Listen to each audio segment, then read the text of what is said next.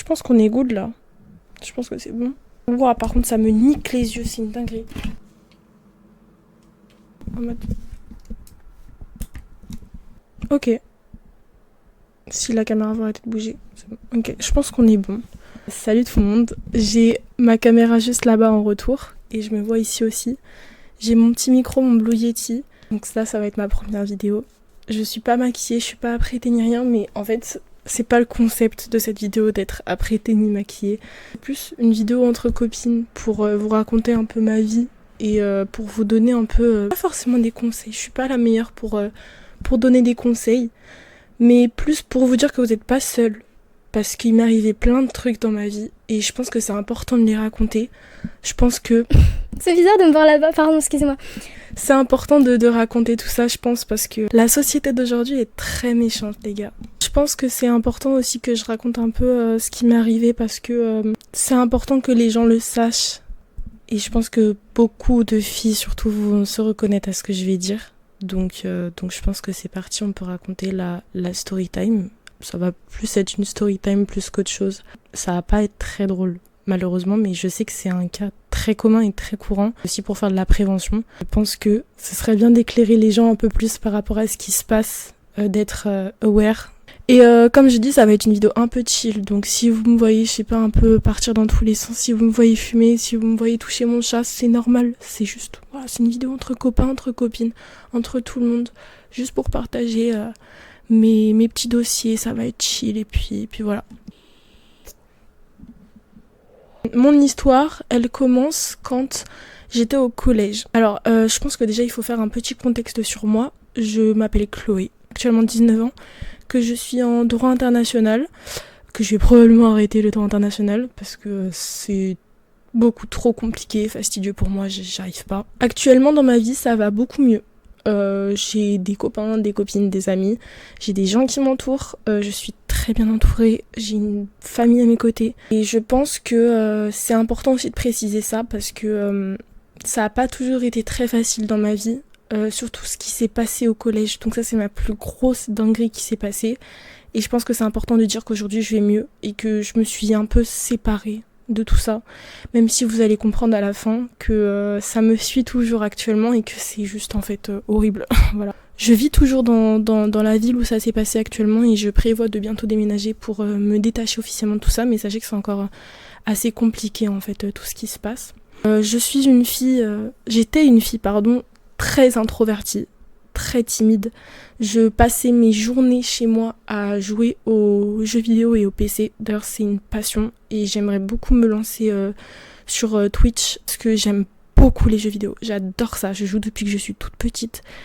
J'ai des vidéos de moi depuis toute petite où je me filme, je poste sur YouTube et tout. Enfin, vraiment, ça se voit que c'est une passion depuis toute petite. C'est la seule chose où je pense que j'ai gardé des très bons souvenirs. Donc voilà, je suis une personne très casanière qui s'est beaucoup renfermée sur elle-même. Mon seul moyen de me sortir de tout ça, c'était sur les jeux vidéo et internet en fait. Je suis une fille d'internet, je suis une petite fille d'internet, littéralement.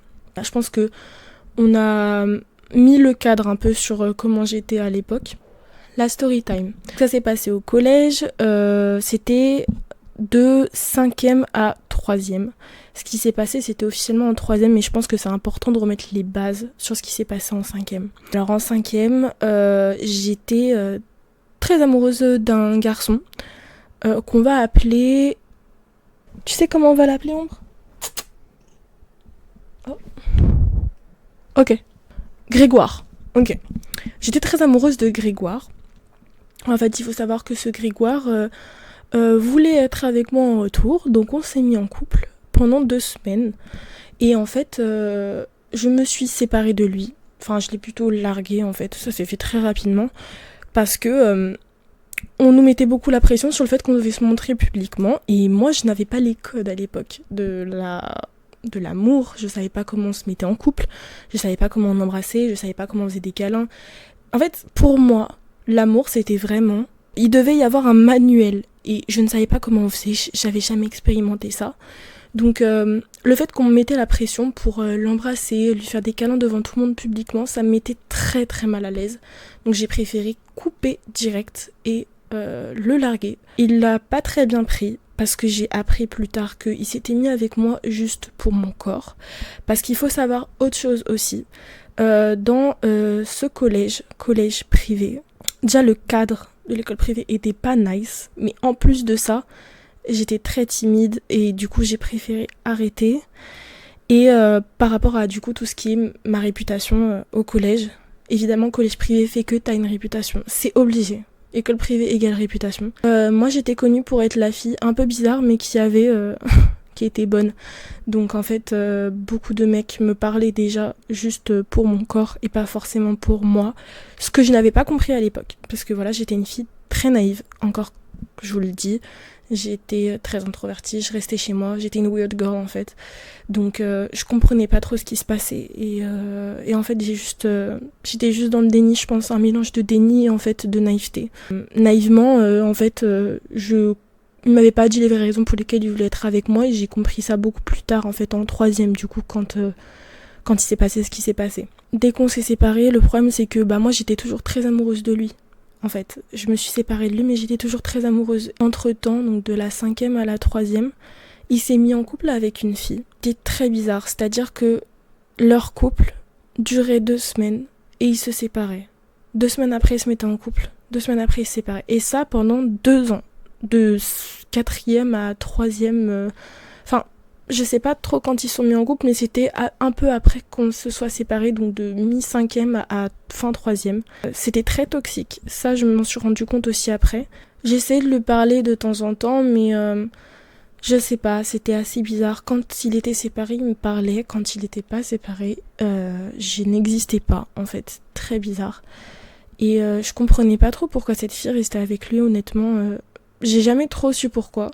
Je sais qu'à un moment donné, elle nous a dit que dans une relation, parfois, il y avait des hauts et des bas et qu'il fallait mieux se séparer pour mieux se retrouver. Sauf qu'en fait, quand tu fais ça pendant 2 ans, 2 semaines, à chaque fois, tu te sépares et tu te remets en couple, je trouve ça juste malsain. Les raisons qui me poussaient à continuer à lui parler, en élaborant des stratégies, encore une fois, c'était des stratégies très mignonnes, hein. C'était juste, je sais qu'il lisait, par exemple, The Promised Neverland, et du coup, je lui demandais s'il pouvait me donner ses mangas pour que je lise et tout chez moi. Ce qui me poussait à continuer à lui parler, c'est parce qu'il m'envoyait des messages quand il était séparé d'elle, où il me disait « Viens chez moi, viens dans mon lit, viens on va s'amuser ensemble ». Très naïve comme je suis, je le crois.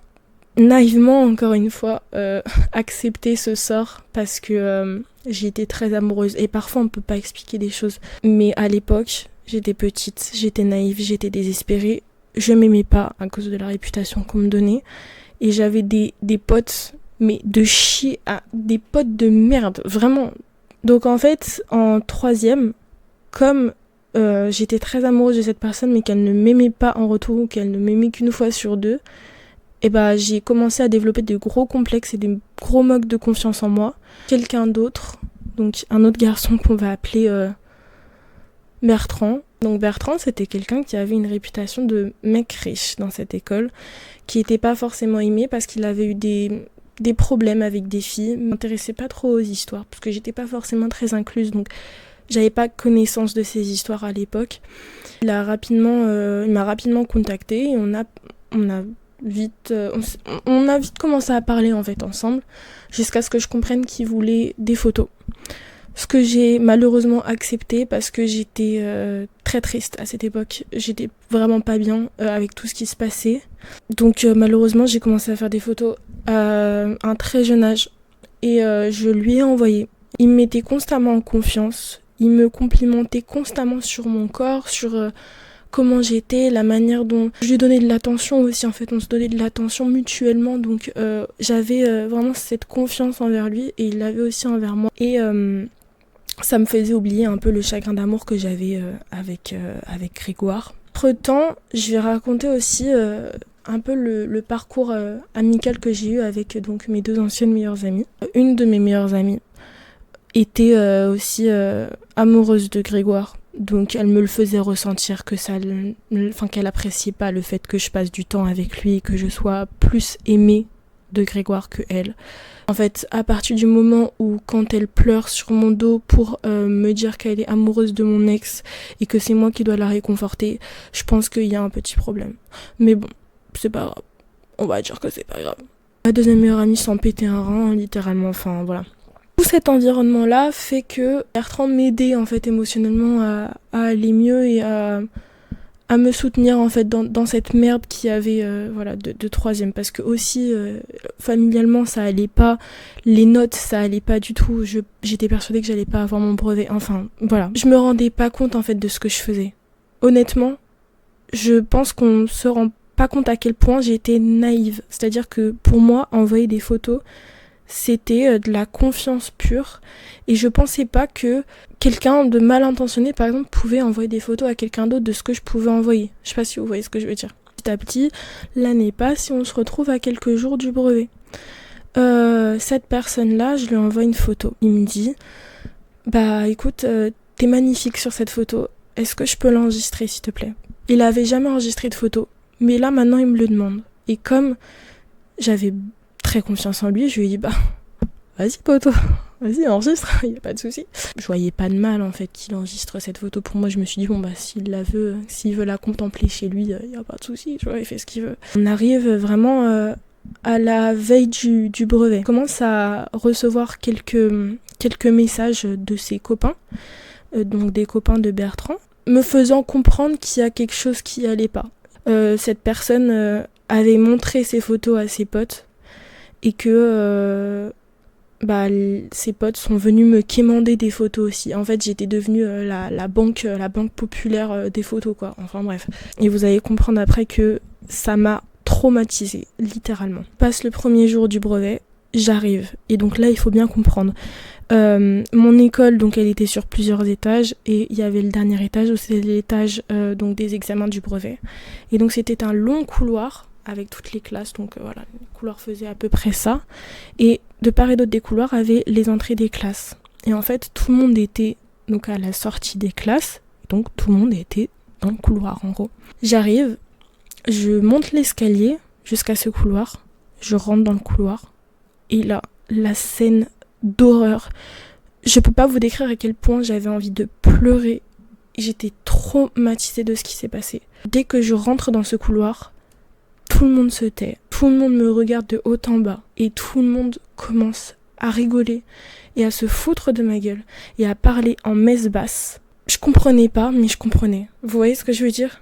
J'ai compris, en même temps je comprenais pas pourquoi le sort s'abattait sur moi le jour du brevet. Donc il y a tout ça qui se passe, tout le monde me regarde mal, tout le monde rigole à gorge déployée de ce qui se passait.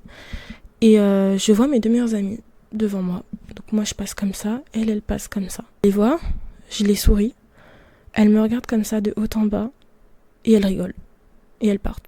C'est là où j'ai compris que j'étais dans la merde et que j'allais ressortir traumatisée de ces journées de brevet. Suite à ça, j'étais toute seule dans les couloirs, j'étais toute seule à la récréation. J'étais en PLS quoi, enfin j'étais comme ça à la récréation. Petite anecdote qui est assez triste. Pendant une des récréations, il y a des garçons qui se sont dit que c'était assez drôle de faire ça, qui se sont mis en queue et qui ont fait genre de me quémander des photos à la suite. Et j'étais en pleurs quoi, littéralement ils faisaient ça pendant que j'étais en pleurs et ils trouvaient ça drôle, en fait ils estimaient ça bon de faire ça.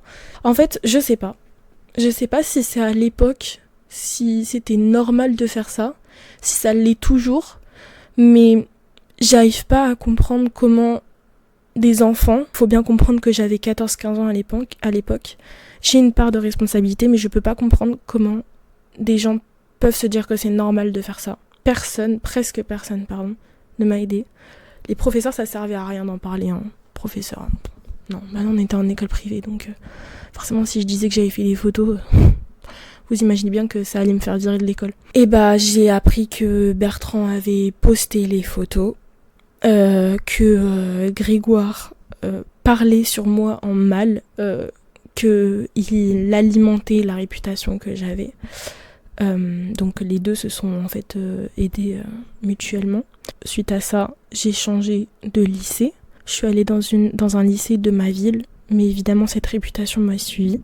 J'ai appris que cette réputation m'avait suivie dans toute la ville, donc c'est assez compliqué de faire sa vie quand tu as une réputation qui te suit. Ce qui est bizarre, c'est que j'avais pas montré ma tête et tout le monde savait que c'était moi. Tous les gens qui me connaissaient savaient que c'était moi, sinon les gens savaient qu'il y avait une photo continuer d'errer sur les réseaux, mais voilà. J'ai appris en seconde que cette photo avait été postée sur Discord. Ce mec avait juste été sans gêne avec moi, quoi. Il avait brisé totalement ma confiance et il s'en battait les couilles. Et franchement, je peux m'en prendre qu'à moi-même parce que on m'avait déjà dit qu'il avait une réputation de merde, mais on m'avait jamais vraiment expliqué. Et je pense que j'ai tendu le bâton pour me faire battre. Il faut bien se rappeler que j'étais seule, que émotionnellement ça n'allait pas, que j'avais des pensées très sombres et que tous les jours je me disais si j'allais me réveiller le lendemain, en fait, parce que ça n'allait vraiment pas dans ma tête et que personne n'essayait de comprendre si j'allais bien ou pas. On essayait de m'enfoncer. C'est compliqué quand même à suivre, je sais, je suis désolée, mais faut bien comprendre que j'étais pas dans un bon état d'esprit parce que on m'écoutait pas.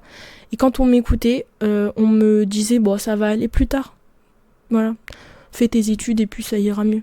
Mes deux meilleures amies, j'ai quand même tenté de les recontacter et elles m'ont inventé une réputation, j'ai compris pourquoi honnêtement. Franchement, j'étais plus à ça près, je m'étais refaite des potes donc je me suis dit bon bah si vous voulez que grand bien vous fasse. J'ai eu un autre ex à côté. Ce deuxième ex-là m'a beaucoup aidé dans le fait de reformer ma réputation. C'est lui qui m'a dit que j'avais eu ces photos sur Discord qui tournaient. En fait, il m'a aidé inconsciemment à me reformer une réputation et à me faire entre guillemets plus discrète. Alors je sais que dit comme ça, c'est un peu malsain et c'est un peu bizarre, mais je vous promets que ça m'a aidé à me refaire une réputation, une vie et des potes. Et en fait, il m'a énormément aidé. Il m'a forcé à reparler avec les gens, à contacter du monde et juste à aller mieux. Et pour ça, même si ça n'a pas été parfait à tous les coups, pour ça, je l'en remercie parce que c'est grâce à lui que je me suis sortie de cette merde et qu'actuellement, on en parle un peu moins. Je dis bien un peu moins à notre séparation. Donc, c'était la veille de la remise des diplômes du bac. Ce qui s'est passé, c'est qu'il s'était posé avec ses potes quelque part et il y a quelqu'un qui est venu le voir et qui lui a dit « Ouais, heureusement que t'es plus avec Chloé cette grosse pute, parce qu'elle avait posté des photos et tout. » Bon, on va dire que c'était il y a 7 mois, 6 mois ça, donc c'est-à-dire que cette réputation me suit toujours. Maintenant, plus rien à foutre, honnêtement. Ça m'atteint plus, on va dire, mais quand même, ça fait bizarre de voir que 6 ans après, cette réputation continue. Et puis on fait avec, quoi. Là, de toute façon, je sais que je vais bientôt déménager, que je vais essayer d'aller le plus loin possible de cette ville. J'espère que ça arrêtera et que plus en général, qu'il faut arrêter de diaboliser les gens pour ce qu'ils font ou pour ce qu'ils ne font pas. Parce qu'il y a carrément des gens qui se prennent des réputations alors qu'ils n'ont rien fait. C'est des réputations qui sont totalement infondées. Il y a des gens qui font ce qu'ils veulent et ils ont quand même des réputations. Je ne comprends pas la nécessité de créer des réputations aux gens. Je trouve ça totalement débile, méchant, malsain. À cause de ça, je raconte presque plus ma vie à personne. J'ai peur en fait de la moindre parole que je dis aux gens, que je connais pas forcément. Je suis constamment effrayée de ce que je dis, en fait. C'est pour ça que quand les gens me disent « Mais pourquoi tu parles pas de toi ?» Parce qu'en fait, j'ai juste peur que ça ressorte et que ce soit transformé et mal interprété. Putain, en fait, c'est juste logique de dire ça, mais essayez de pas inventer des rumeurs, s'il vous plaît. C'est juste horrible pour la personne qui subit ça. C'est juste horrible, genre vraiment. Si vous avez des rumeurs ou si vous souhaitez en parler, si ça va pas, sachez qu'il y a la section dans les commentaires en bas. Je vais aussi mettre mes réseaux dans la description si vous voulez envoyer des messages. N'hésitez pas. Ici, on se soutient. Vraiment, c'est que de l'entraide. Si je peux aider, c'est le principal. Parce que moi, je sais que j'ai pas été aidée. Je sais que on m'a pas forcément soutenue. Et je sais qu'il y a des gens qui ont besoin de ça, qui ont besoin de parler et d'être soutenus. Je sais que moi, ça a foiré de mon côté, mais moi, si je peux aider des gens, c'est le principal. Très triste de dire ça. Hein. En tout cas, on m'en a jamais reparlé directement à moi. Je sais qu'on en reparle, en tout cas, mes anciens potes en reparlent, que ce soit au collège ou au lycée. Je sais que ça tourne, ça traîne. Actuellement, je m'en fous, j'essaie de plus y penser, en fait. Parce que si j'y pense, ça va me ruiner ma vie, donc voilà. Je comprends que ça puisse être compliqué, mais le seul remède que je peux vous donner, c'est le temps, en vrai. Enfin, prenez de la maturité et essayez de vous en foutre, c'est le meilleur moyen, en fait. C'est le meilleur moyen.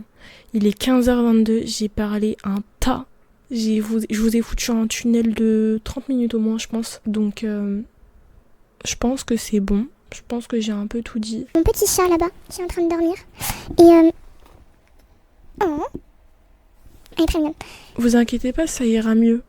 Un jour, ça ira mieux. N'essayez jamais de vous dire que c'est la fin, qu'il y aura plus aucun autre jour. Je l'ai déjà pensé aussi, c'est pour ça que je vous dis ça. Il y aura toujours un moment meilleur. Battez-vous, parce que j'ai réussi à m'en sortir. J'ai réussi à m'en sortir. Vous allez réussir à vous en sortir. Je vous le promets. Vraiment. Vous avez besoin de parler, encore une fois. Ok. J'ai l'impression, en fait, comme c'est ma première vidéo, j'ai du mal à respirer, c'est horrible. Du coup, je vais vous laisser ici.